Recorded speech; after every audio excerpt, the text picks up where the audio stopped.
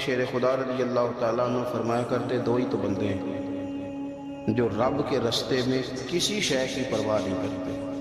حضور کون سے؟ فرمایا ایک ابو ذر غفاری ہے اور دوسرے علی المرتضیٰ ہے. مولا علی فرمایا کرتے یہ نا مسلمانوں میں سے چوتھے یا پانچویں مسلمان ہیں. شروع سے ایک سلیم الطبع آدمی. کچھ لوگ طبعاً بڑے نفیس ہوتے ہیں، طبعاً اللہ کی طرف سے. شروع سے ان کا جو قبیلہ تھا بنو غفار وہ رہزنی کرتا تھا، لوگوں کو لوٹ لیتا تھا. شروع میں یہ کام کیا، لیکن جب کچھ لوگوں کی چیخیں کانوں میں گئیں تو چھوڑ دیا. فرمایا نہیں یار طبیعت نہیں مانگی. اور نبی پاک کا کلمہ پڑھنے سے پہلے ہی بتوں کی پوجا چھوڑ کے رب کی عبادت شروع کر دی. لوگ پوچھا کرتے تھے آپ عبادت تو کرتے تھے پر منہ کدھر کرتے تھے؟ فرماتے تھے جدھر وہ کرا لیتا تھا کر لیتے تھے. کسی نے انہیں بتایا کہ مکے میں ایک شخص ہیں جنہوں نے اعلان نبوت کیا ہے، آپ کی طرح کی باتیں کرتے ہیں. انہوں نے اپنے بھائی کو بھیجا، ان کا نام انیس تھا. پتہ کر کے واپس آئے، بھائی کہنے لگے ابو ذر، ان کا نام جندب ہے، اصل میں ذر ان کے بیٹے کا نام ہے اور کنیت سے زیادہ معروف ہے، ابو ذر غفاری کہلاتے ہیں. فرماتے ہیں کہ بھائی نے آ کے بتایا کہ وہ نیکی کا حکم دیتے ہیں، برے کاموں سے منع کرتے ہیں، صلہ رحمی کا پیغام دیتے ہیں، لیکن لوگ سارے مخالف ہیں. یہ چیز بھی بڑی کاؤنٹ ہوتی ہے، اسے نہ کاؤنٹ کیا کرے. لوگوں کی ترجیحات بدلتی ہیں، صبح کچھ، دوپہر کچھ، شام کچھ، اسے نہ کاؤنٹ کریں. انہوں نے اس بات کو کاؤنٹ کر کے بتایا کہ لوگ ان کے جو ہے نا وہ مخالف ہیں سارے. تو حضرت ابو ذر غفاری کہنے لگے مجھے تسلی نہیں ہوئی، میں خود جا کے پتہ کروں گا. کہتے ہیں مکہ شریف آیا تو کسی ایسے آدمی سے پوچھ بیٹھا، میں تو کچھ اور سمجھا تھا، وہ کچھ اور نکلا. مکے والوں نے بڑا مارا. مکے پہنچ کے پہلی جو چیز ملی وہ مار کھانے کی. اب میں ڈرتے کسی سے پوچھتا ہی نہ، بھوک بھی بڑی تھی، رہنے کو جگہ نہیں تھی، حرم شریف میں لیٹا رہتا تھا. میرے نصیب دیکھو، مجھے ایک شخص نے نا آ کے ہلایا. کہنے لگے اگر مناسب سمجھے تو میں آپ کو دیکھ رہا ہوں کافی دیر سے، آپ کوئی پردیسی ہیں، آپ کا اپنا مہمان نہ بنا لوں. تو میں نے کہا آپ کا کیا نام ہے؟ کہنے لگے میرا نام ہے علی ابن ابی طالب. کہتے ہیں مولا کائنات گھر لے گئے، کھانا بھی کھلایا، جگہ بھی دی سونے کو، خدمت بھی کی، لیکن چونکہ میں تو پہلے ایک سے پوچھ کے مار کھا بیٹھا تھا، میں نے پوچھا نہیں میں کدھر آیا ہوں. رات رہے، اگلی رات بھی رہے، لیکن میں نے بتایا نہیں میں کس کام آیا ہوں. حضرت ابو ذر غفاری رضی اللہ تعالیٰ عنہ کہتے ہیں خود ہی مولا علی نے پوچھا بتا سکتے ہو کیسے آئے ہو؟ میں نے کہا رات رکھ لو گے. فرمایا بڑا کشادہ سینہ دیا رب نے. تو بات تو کر، کہنے لگے یار میں تو محمد مصطفیٰ کی زیارت کرنے صلی اللہ تعالی علیہ وسلم. یہ بے نیاز لوگوں میں سے ہیں حضرت سیدنا ابو ذر غفاری. میں حضور کی زیارت کے لیے. حضرت علی کہنے لگے سویرے لے چلوں گا. انسان بزدل نہیں ہوتا، ہر انسان بزدل نہیں ہوتا، اور بلا وجہ ٹکراؤ کی پالیسی بنا لینا یہ بھی سیانے لوگوں کا کام نہیں. حکمت کے تقاضوں کے مطابق چلنا یہ بھی دلیر لوگوں کا کام ہوتا ہے. حضرت مولا علی کہنے لگے صبح لے کے چلوں گا پر حالات ٹھیک نہیں. شرارتی لوگ ہر جگہ ہوتے ہیں، اگر کوئی شرارتیوں کا ٹولہ ملا نا جو کھڑا ہوگا جاسوسی کرنے کے لیے کہ حضور کی طرف کون کون جا رہا ہے، تو میں نیچے جھکوں گا جوتے کا تسمہ ٹھیک کرنے کے لیے. لیکن آپ نے نہیں کھڑے ہونا، آپ نے چلتے رہنا تاکہ کسی کو شک نہ ہو. کہتے ہیں اس ترتیب سے حضرت علی مجھے لے کے گئے. میں حضور کی بارگاہ میں پہنچا. مولا علی کہتے ہیں بڑے بڑے لوگ سوال کرتے تھے پر یہ شروع سے سلیم الطبع تھے. مجھے کہہ لینے دینا، انہوں نے ماننا ہوتا ہے وہ لمبے سوال کرتے ہی نہیں. مان جو لیا تو لمبے سوالوں کی ضرورت ہی کوئی نہیں. کہتے ہیں لوگ بڑے بڑے سوال کرتے تھے پر ابو ذر نے 2-3 باتیں پوچھی اور آگے جا کے کہنے لگے حضور ہاتھ بڑھائیں مجھے کلمہ پڑھائیں. نبی پاک صلی اللہ علیہ وسلم نے کلمہ پڑھایا. فرمایا باہر جا کے نا ابھی ذکر کرنا کہ تم مسلمان ہو گیا، یہ ماریں گے. عرض کی حضور انہیں مارنے دے، میں آیا بھی مار کھانے، انہیں مارنے دے نا. پڑا فلک کو کبھی دل جلوں سے کام نہیں. داغ دل بھی نے کہا تھا پڑا فلک کو کبھی دل جلوں سے کام نہیں، اور جلا کے راکھ نہ کر دو تو داغ نام نہیں. ماری تو کھانے آئے، مارنے دے، کرنے دے، زور جتنا لگانے دے. باہر جا کے اعلان کیا. مکے والوں نے مارا، اتنا مارا کہ بے ہوش ہو. پھر کسی نے بتایا کہ تم نے گزرنا بھی ہے ان کے علاقے سے، بنو غفار سے، پھر ان کا پتہ بھی ہے یہ لوگ بڑے سخت. پھر چھوڑا. تب بڑے جلالی تھے، زاہد مزاج تھے. فرماتے تھے کہ جو تمہاری ضرورت سے زیادہ ہے وہ سارا صدقہ کرو. کنز کے معاملے میں ان کا رویہ یہ تھا، صرف حضرت صدیق اکبر کو کچھ نہیں کہا انہوں نے، باقی حضرت عمر جیسے آدمی کو بھی کھڑا کر کے کہہ لیتے تھے یہ مال کیوں رکھا ہوا ہے خزانے میں، بانٹتے کیوں نہیں سارا؟ اور جناب عثمان غنی رضی اللہ تعالیٰ عنہ کے ساتھ تو باقاعدہ کئی دفعہ اس موضوع پر گفتگو کی۔ وہ کہتے تھے کہ جب اللہ کہتا ہے قرآن میں کہ مال دولت جمع نہیں کرنی، تو وہ جو لوگ تھے وہ بھی بڑی شانوں والے تھے، وہ کہتے تھے کہ اللہ نے جب زکوٰۃ فرض کی تو مال جمع ہوتا ہے تو زکوٰۃ فرض ہوتی ہے نا، جب فطرانے کا کہا تو مال ہوتا ہے تو فطرانہ آتا ہے نا۔ تو آپ جو کہہ رہے ہیں وہ ٹھیک ہے، پر آپ اعلیٰ بات کر رہے ہیں تقوی کی، سارا بانٹو۔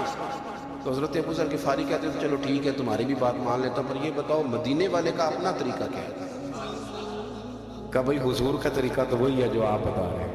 تو فرمانے لگے پھر اس رستے نہ چلے جو رستہ مدینے والے رسول کا ہے، اور حضور سے نبی پاک سے عشق کرتے بڑا کھل کے۔ یہ صحابہ صفہ میں سے تھے۔ کلمے پڑھنے کے بعد کیونکہ طبیعت جلالی تھی تو حضور نے بھیج دیا اور میں واپس جاؤ اپنے قبیلے میں تبلیغ کرو۔ واپس گئے، بھائی کو مسلمان کیا، والدہ کو مسلمان کیا، قبیلہ سارا مسلمان کیا، وہیں رہے۔ ہجرت مدینہ کے بعد آئے تبوک کے موقع کے قریب، اور حضور نے صحابہ صفہ میں رکھنا۔ نوکری کرتے مدینے والے رسول، دلیر آدمی تھے، بڑا قبیلہ تھا، پر ڈیوٹی کرتے، ڈیوٹی خدمت کرتے۔ ایک بیٹا تھا زار اس کا نام تھا، اس کی ڈیوٹی لگائی تم نے میرے نبی پاک کے اونٹ چرا لے۔ ڈاکو آئے تو صاحبزادہ اونٹوں کی اونٹنیوں کی حفاظت کرتے شہید ہوئے۔ اور یہ انوکھا بندہ جس نے شرط لگائی تھی کہ میں نے کالی سیاہ رنگ کی عورت سے شادی کرنی، انوکھا بندہ۔ ایک بیٹی تھی، ایک بیٹا، بیٹا شہید ہو گیا، بیوی سے کہا تم نے نبی پاک کے گھر میں خدمت کر دی، حضور کے گھر والوں، اور میں نبی پاک کی نوکری کروں گا۔ حضور کی خدمت کرتے، ہر وقت خدمت میں رہتے، اور حضور جب آتے نا، صحابہ صفہ میں یہ شامل تھے جو لوگ دین سیکھتے، حضور جب آتے تو سب سے پہلے آ کے حضرت ابو ذر غفاری کا پوچھتے، بلائیں، اور جب بات کرتے حضور تو بار بار ان کو مخاطب کر کے بات کرتے۔ حضرت ابو ذر غفاری رضی اللہ تعالیٰ عنہ کا نبی پاک سے اتنا پیار کہ ہماری بھی مشکل حل کرتا ہے۔ ابو داؤد شریف میں موجود ہے، ایک دن کہنے لگے یا رسول اللہ صلی اللہ علیہ وسلم، اگر کوئی بندہ کسی سے پیار بڑا ہی کرے پر اس جیسے عمل نہ کر سکے، کوشش کرے کرنا، لوگ ہمیں کہتے ہیں نا جی پیار بڑا عمل بھی تو کرو نا، بھی کرنا چاہیے، پر انسان ہے نا، غلطی بھی تو ہو ہی جاتی ہے۔ اب ہم عمل نہیں کر سکتے تو تم ہمیں پیار بھی نہیں کرنے دو گے، مہربانی کرو پیار تو کرنے دو۔ حضرت ابو ذر غفاری نے کہا، ابو داؤد شریف میں موجود ہے، یا رسول اللہ صلی اللہ تعالیٰ علیہ وآلہ وسلم، حضور پیار بڑا کرے پر ان کا سے عمل نہ کرے تو حکم کیا ہے؟ تو حضور نے فرمایا پیار سچا کرے، اللہ قیامت کے دن جس سے محبت کرے گا نا اس کے ساتھ ہی دونوں کو اکٹھا فرما دے گا۔ حضرت ابو ذر نے فوراً کہا، حضور پھر مجھے آپ سے بھی بڑا پیار ہے، رب سے بھی بڑا پیار ہے۔ فرمایا فکر نہ کرنا، جنت میں اکٹھے ہی جائیں گے۔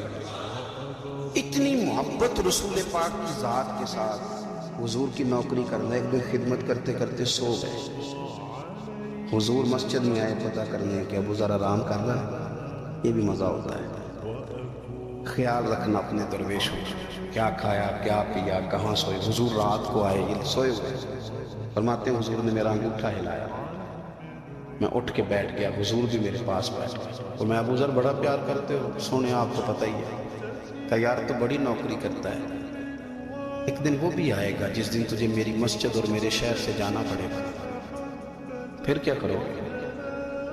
تو عرض کی حضور کسی کی طاقت ہے مجھے آپ کے شہر سے نکالے؟ میں تلوار نکال لوں گا۔ نبی پاک نے فرمایا تلوار نہ نکالنا، جہاں تمہیں بھیجا جائے چپ کر کے چلے جانا۔ حضور کب تک؟ فرمایا جب تک اللہ تیری اور میری ملاقات نہیں کرا دیتا، یعنی وصال تک۔ یہ واحد شخص ہیں کہ حضور کے وصال ظاہری کا وقت آ گیا تو فرمایا کوئی میرے ابو ذر کو بلاؤ۔ جب یہ آئے تو حضور لیٹے ہوئے تھے، یہ جھکے نبی پاک کی طرف، حضور میں حاضر ہو تو حضور نے پکڑ کے سینے کے ساتھ لگا لیا۔ میرے رسول پاک صلی اللہ علیہ وسلم کی خدمت میں ایک دفعہ عرض کرنے لگے، حضور مجھے صوبے کا گورنر بنا دے۔ نبی پاک نے فرمایا ابو ذر میں عہدے پسند نہیں کرتا، تو تمہیں بھی میں کہتا ہوں عہدہ نہ لینا، تمہیں بھی کہتا ہوں عہدہ نہ لینا۔ فرمایا ابو ذر میں جو چیز اپنے لیے پسند کروں گا تمہیں بھی اسی کا مشورہ دوں گا، تم بندے اچھے ہو پر یہ کام تمہارے بس کا نہیں ہے۔ بڑے زاہد آدمی میرے رسول کریم صلی اللہ تعالیٰ علیہ وآلہ وسلم نے ان کے بارے میں فرمایا جس طرح نبیوں میں حضرت عیسیٰ علیہ السلام. حضرت عیسیٰ دیکھیں نا، انبیاء میں اللہ تعالیٰ نے ہر قسم کی عظمت نبیوں کو دی. جناب سلیمان علیہ السلام کا تو تخت بھی ہوا میں اڑتا تھا، جن تک تابع دار. اور نبیوں میں حضرت عیسیٰ بھی ہیں جن کے پاس گھر بھی کوئی نہیں، شادی بھی کوئی نہیں کی، اینٹ سرانے رکھ کے تکیہ بناتے ہیں. ایک ان کے پاس کنگھی تھی اور ایک پیالہ تھا. دیکھیں جو بندہ نیک ہو نا، وہ بھی نیک ہیں، اللہ کے نبی ہیں.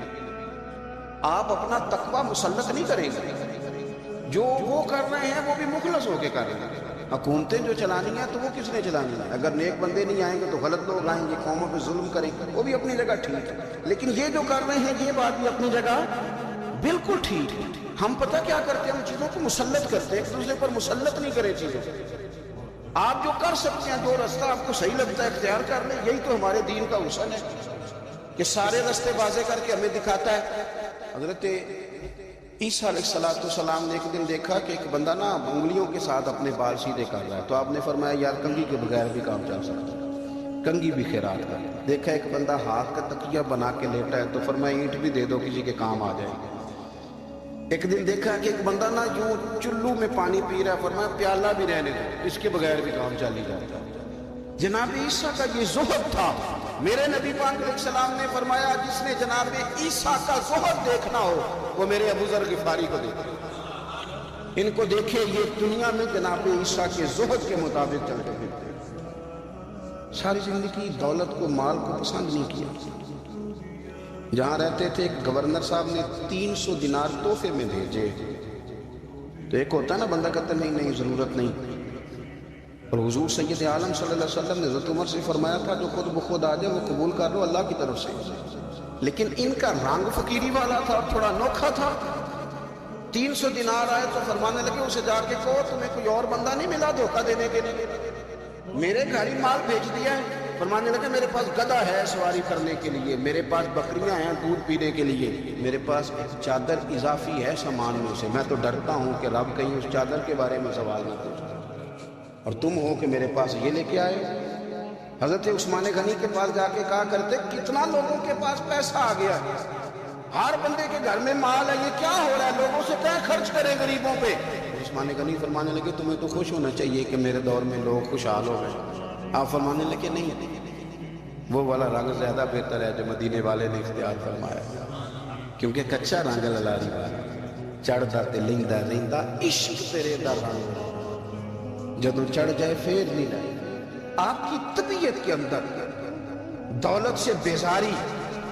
حضرت ابو درداء، حضرت ابو موسیٰ اشعری، حضرت ابو ہریرہ رضی اللہ تعالیٰ عنہ، یہ سمجھ لیں ان کے کلاس فیلو تھے، ان کے ساتھ پڑھا تھا. حضرت ابو ذر غفاری ان پر بھی جلال کرتے ہیں.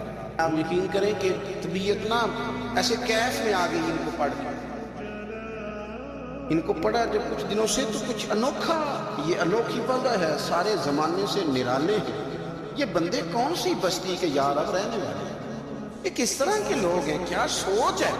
حضرت ابو درداء رضی اللہ تعالیٰ عنہ کے گھر کے قریب سے گزرے تو حضرت ابو درداء مکان بنا رہے تھے. کیا جملہ کہا، تڑپ گئی روح. فرمانے لگے ابو درداء تجھ سے مجھے یہ امید نہیں تھی یار. فرمایا کیا ہوا؟ فرمانے لگے اب تیرا مکان بنانے کے لیے بھی اللہ کے بندوں کی پشتوں پر اینٹیں رکھی جائیں گی. تیرا مکان بنانے کے لیے رب کے بندوں کی پشتوں پر اینٹیں تیرے لیے. حضرت ابو درداء نے گردن جھکا لی. فرمایا یار جہاں تو ہے نا تو بالکل ہی ٹھیک کہتا ہے. کیوں؟ میرے نبی پاک صلی اللہ علیہ وسلم نے فرمایا اس زمین کے اوپر اور آسمان کے نیچے ابو ذر غفاری سے سچا بندہ کوئی نہیں، ان سے زیادہ سچا. میں تو ٹھیک کہتا ہے یار، صحیح کہتا ہے. حضرت ابو موسیٰ اشعری رضی اللہ تعالیٰ عنہ کو گورنر بنا دیا گیا عراق کا. حضرت ابو موسیٰ اشعری صحابہ میں ایک بڑے جلیل القدر صحابی اور ان کی عظمتیں، رفتیں، بلندیاں کیا کہنا، بڑی گہری دوستی تھی. لیکن جب وہ گورنر بن گئے نا تو آپ نے فرمایا بس بھائی اب تو نے عہدہ لے لیا ہے، یہ بندے کو ٹھیک نہیں رہنے دیتی، اب تو عہدے میں چلا گیا. بڑی مدت کے بعد ملاقات ہوئی حضرت ابو موسیٰ اشعری کے ساتھ. وہ دوڑ کے آئے حضرت ابو ذر غفاری کے گلے ملنے، میرا بھائی میرا بھائی۔ فرمایا پیچھے ہٹ جا، میں نہیں تیرا بھائی، تو گورنر ہے، میں غریب آدمی ہوں، اپنا کام کر۔ پھر دوڑ کے آئے، فرمایا ابو ذر تو میرا بھائی ہے یار، اکٹھے پڑھتے تھے حضور۔ فرمایا نہیں، جا تو نہیں میرا بھائی۔ پھر آئے، جانتے تھے نا یہ سچا بندہ ہے، یہ سچا بندہ ہے، یہ تقریروں والا نہیں، صرف وعظوں والا نہیں، اس کے اندر بھی بڑی سچائی ہے۔ قریب آئے، آ کے کہا یار تو میرا بھائی ہے، میرے سینے لگ۔ فرمانے لگے تو تیسری بار آیا ہے، مومن ہے، میں منہ نہیں موڑ سکتا، پر پہلے مجھے بتا گورنر بننے کے بعد تو نے مکان کتنے بنائے، باغ کتنے لگائے، چکیاں کتنی لگائی، کتنے تو نے چیزیں بنائی ہیں، پہلے بتا۔ حضرت ابو موسیٰ اشعری نے ان کا ہاتھ پکڑا، رونے لگے، کہنے لگے جس محبوب سے تو نے تربیت لی ہے میں بھی انہی کا نوکر ہوں، ان کپڑوں میں میں عراق گیا تھا، میرے ہاتھ بھی وہی ہے یار، کیا بات کرتا ہے، میرے وہی ہے، مجھے بتا اگر یہ عہدے خدمت کے ہم نہیں لیں گے تو پھر کیا ظالموں کو دیں گے، غیروں کو دیں گے، نہ کا کچھ نہیں بنایا۔ حضرت سیدنا ابو موسیٰ اشعری رضی اللہ تعالیٰ عنہ روئے، اور جب کہا نا کوئی شے نہیں میرے پاس، فرمایا اچھا چل آ جا، پھر سینے لگ جا، تو واقعی میرا۔ پھر حضرت ابو ذر غفاری نے محبت فرمائی، وہ درویشی، وہ فقیری، وہ سادگی، وہ نورانیت، وہ دل کے ساتھ اندر۔ ہمارے تو بہت سارے لوگ ہیں جو کہتے ہو کہاں لے جانا ہے مال، کیا ضرورت ہے مال کی، ہر وقت مال کی مخالفت کرتے ہیں، لیکن دل ان کا کہتا ہے کہ آئے صحیح کسی طریقے سے، پہنچے صحیح۔ حضور نے فرمایا بعض لوگوں کی زبانیں شہد سے زیادہ میٹھی، دل بھیڑیے سے زیادہ خطرناک، اوپر سے کہہ کچھ رہے ہیں اندر حالات اور ہیں۔ لیکن حضرت ابو ذر غفاری رضی اللہ تعالیٰ عنہ دوری دولت سے، آپ فرماتے کیوں ہے لوگوں کے پاس مال، کس لیے اتنا مال جمع کیا ہے، کیا ساری غریبی ختم ہو گئی ہے، غربت مٹ گئی ہے ساری، کیوں لوگ مال بناتے ہیں؟ ایک اور آپ کی کلاس فیلو تھے جو بصرے کے گورنر بنے، عبداللہ بن عامر رضی اللہ تعالیٰ۔ ایک صاحب سے ملاقات ہوئی، جناب نافع تائی ان کا نام تھا، تو حضرت ابو ذر غفاری سے وہ بڑے شوق سے ملنے آئے، حضور کے صحابی سمجھ کر کے۔ فرمایا کہاں کے رہنے والے؟ کہا میں تو بصرے کا رہنے والا ہوں۔ فرمایا وہاں میرے ایک کلاس فیلو ہیں عبداللہ بن عامر، کہا وہ تو آج کل گورنر ہیں۔ فرمایا میرا ایک پیغام دے دو گے اس کو جا کے؟ کہا حضور دے دوں گا۔ فرمایا اس سے جا کے کہنا تو گورنر بن کے بھی زندہ ہی ہے، اور میں پانی کا پیالہ پیتا ہوں، کھجور کھاتا ہوں اور رب کی عبادت کرتا ہوں، میں بھی تو زندہ ہی ہوں، تو بھی زندہ ہی ہے، اس سے آگے کچھ نہیں۔ اور میں کھجور کھاتا ہوں، پانی کا پیالہ پیتا ہوں، میں بھی تو زندہ ہوں نا۔ اللہ اکبر۔ نافع تائی کہتے ہیں اس پیغام کی سمجھ نہیں آئی، لیکن میں لے کے گیا، عبداللہ بن عامر سے میری ملاقات ہوئی تو میں نے کہا جی ایک پیغام دینا ہے، تو انہوں نے کوئی توجہ نہیں کی۔ جب میں نے بتایا نا کہ حضرت ابو ذر غفاری کا پیغام ہے تو ان دونوں آنکھیں کھول دی، کہنے لگے جلدی بتاؤ انہوں نے کیا کہا۔ فقر اور درویشی کے رستے پہ چلنے والوں کے امام سیدنا ابو ذر غفاری نے کیا کہا ہے؟ تو کہتے ہیں مجھے پاس بٹھا لیا، شفقت فرمائی، کہنے لگے اب بتاؤ انہوں نے کیا کہا ہے؟ تو عرض کرنے لگے انہوں نے کہا ہے کہ تو گورنر ہے، تو بھی زندہ ہے، اور میں کھجور کھاتا ہوں، پانی پیتا ہوں، رب کو یاد کرتا ہوں، میں بھی تو زندہ ہی ہوں۔ کہنے لگے ایک دفعہ پھر کہا انہوں نے کہا تھا کہ میں کھجور کھاتا ہوں، پانی پیتا ہوں، عبادت کرتا ہوں، میں بھی تو زندہ۔ کہا ایک دفعہ پھر کہتے ہیں تیسری دفعہ کہا تو وہ اتنا روئے کہ انہوں نے چادر میں منہ چھپا لی۔ کہنے لگے یار وہ ٹھیک ہی کہتا ہے، صحیح کہتا ہے، اتنا مال، اتنے عہدے، اتنی چیزیں، اتنا کچھ جمع کر کے رکھا، ان کا حساب دینا، ان چیزوں کی اللہ کے حضور کیا عذر پیش کریں گے، کس طرح رب کی بارگاہ میں بتائیں گے کیا وجہ تھی، کن چکروں میں ہم نے زندگی گزاری۔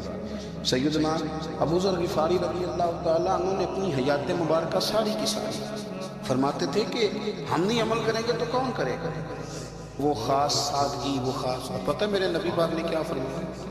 فرمایا مجھے میرے رب نے حکم دیا ہے کہ میں 4 لوگوں سے پیار کروں۔ اللہ اکبر، کاش کبھی آپ اس حدیث کے جملوں کو سمجھیں۔ او یار اللہ نے حکم دیا ہے محبوب پیار کرے، حضور کس سے؟ تو پہلے 3 مرتبہ نبی پاک نے ایک ہی شخص کا نام لیا، فرمایا علی سے، علی سے۔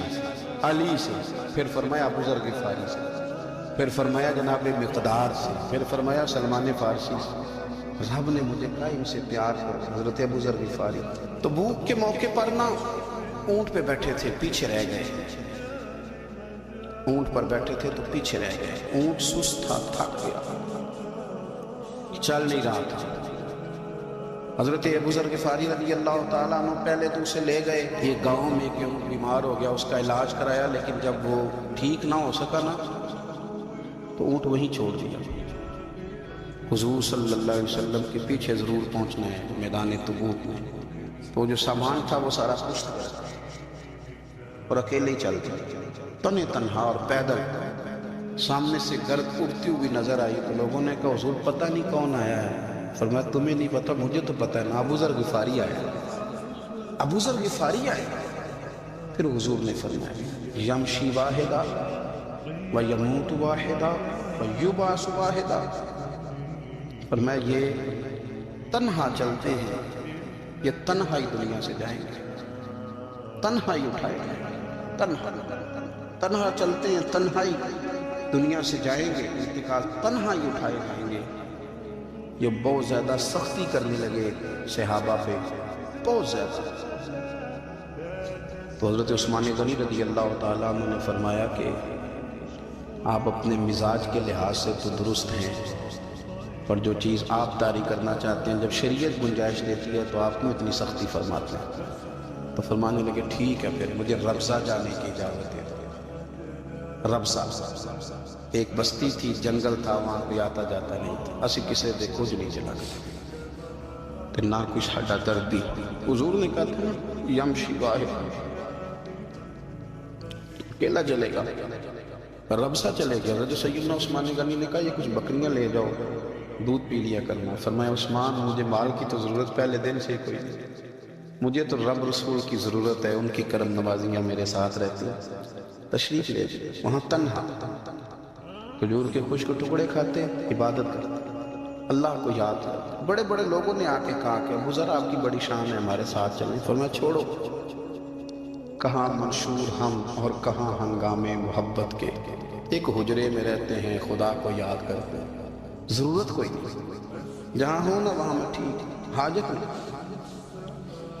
وصال کا وقت آ گیا، دنیا سے جانے کا ٹائم آ گیا، اکیلے ہیں، بیوی ہے اور بیٹی ہے، جنگل کا علاقہ ہے، حج ہو گیا، رستے بند ہو گئے، بیمار ہو گئے۔ اپنی اہلیہ کو بلا کے کہنے لگے اب میں بچوں گا نہیں، اب جانے کا وقت آ گیا۔ میں نے فقیری جو حضور کی دیکھی تھی اس میں نے وقت گزارا ہے، اور دیکھ میں جا بھی فقیری میرا لے سجدہ سا توڑ دکھائی، جان بھی دیتی تیرا تیرے، اب جانے کا وقت ہے، تو اس طرح کرنا، اگر تیرے پاس کوئی کپڑا ہوا تو مجھے کفن دے دینا، نہ ہوا تو اللہ کے سپرد کر دے۔ کہا ہم دو عورتیں ہیں، جنازہ غسل کفن۔ فرمایا رب جماعت بھیجے گا میرے لیے، لوگ آئیں گے، میرے نبی پاک نے مجھ سے وعدہ کیا آئیں گے نہ لوگ۔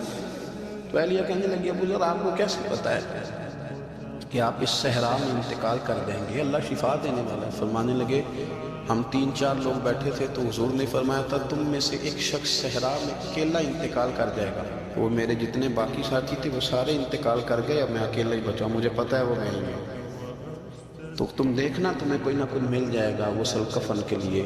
آپ کی اہلیہ کہتی ہیں کہ میں اٹھی، کبھی دوڑ کے میں باہر جاتی، سڑک پہ جا کے دیکھتی کوئی گزر رہا ہے، پھر میں آ کے کہتی حج ختم ہو گیا ہے، رستے بند ہو گئے ہیں، کون آئے گا جی؟ پھر میں آ کے ان کی تیمارداری کرتی، پھر اٹھ کے جاتی، پھر میں آ کے تیمارداری کرتی۔ اچانک میری نظر پڑی تو ایک چھوٹا سا قافلہ آ رہا، اس قافلے میں چند لوگ تھے اور سب سے بڑھ کر صحابی رسول حضرت عبداللہ ابن مسعود بھی تھے۔ میں نے ان کو اشارہ کیا تو وہ دوڑے آئے، کہنے لگے بہن کیا ہے؟ میں نے کہا یہاں ایک شخص ہے، تمہاری تھوڑی سی ضرورت ہے اس کو۔ حضرت عبداللہ ابن مسعود کہنے لگے کون ہے بی بی؟ کہتی میں نے کہا کہ وہ ابو ذر غفاری ہے۔ کہتی تڑپ کے روئے عبداللہ ابن مسعود، کہنے لگے ابو ذر تیرے نبی پاک کا پیارا، میرے ماں بھی اس پہ قربان، میرا باپ بھی، ادھر ہے جلدی بتاؤ۔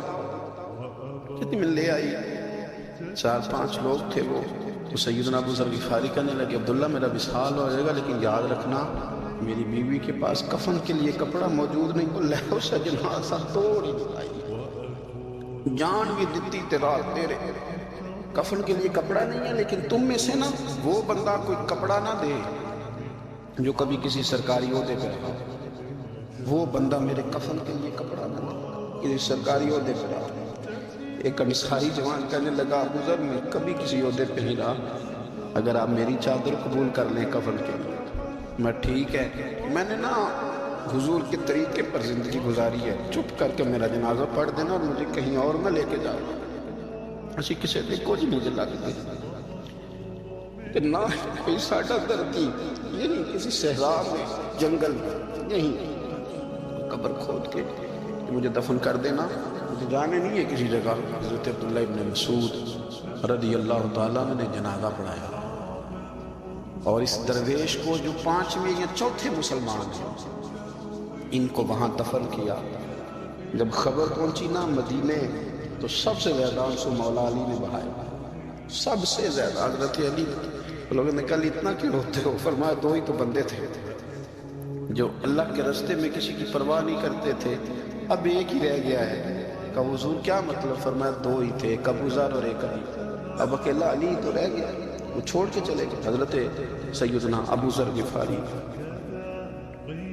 رضی اللہ تعالیٰ عنہ اس عظیم شخص کا نام ہے، سردار قبیلے سے تعلق تھا، بڑے بہادر تھے، اور حضور کو فقیری میں دیکھا تو پھر زندگی اسی فقیری میں گزارا، اسی فقیری میں اسی طریقے میں وفا کر کے نا اسی رنگ میں گزار دی، انہی نقشوں پہ رہے۔ اگرچہ جائز تھا، بڑے بڑے لوگ تھے، حضرت عبدالرحمن ابن عوف بڑا مال تھا، حضور نے ان کو جنتی کہا، ان کے پیچھے نماز پڑھی، سب ٹھیک تھا، پر فرماتے تھے یار میں انکار نہیں کرتا پر میرے نبی نے فقیری کی، حضور نے ایک وقت کھایا ایک وقت دھوپ کاٹی، تم کس طرح بھر بھر کے پیٹ کھاتے ہو، تم کس طرح اتنی آسانیاں دیکھتے ہو۔ حضرت ابو ذر غفاری فرماتے تھے مجھے میرے نبی پاک نے 6 باتوں کی وصیت کی تھی، اپنے بچوں کو بھی بتاتے تھے، دوستوں کو 6 باتوں کی حضور نے وصیت کی تھی۔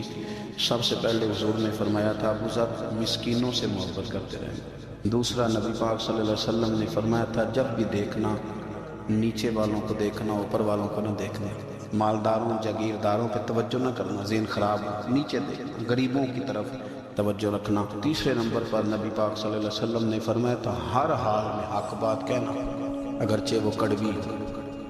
چوتھے نمبر پہ میرے محبوب نے فرمایا تھا اللہ کے معاملے میں کسی کی پرواہ نہ کرو، کوئی کیا کہتا ہے، تم رب کے راستے پہ چلتے رہنا، ملامت کی پرواہ نہ کرو۔ اور 5ویں نمبر پر میرے نبی پاک نے مجھ سے کہا تھا اگر رشتہ دار تجھ سے تعلق توڑیں بھی نہ تو تو جوڑ کے رکھنا، صلہ رحمی نہ چھوڑنا۔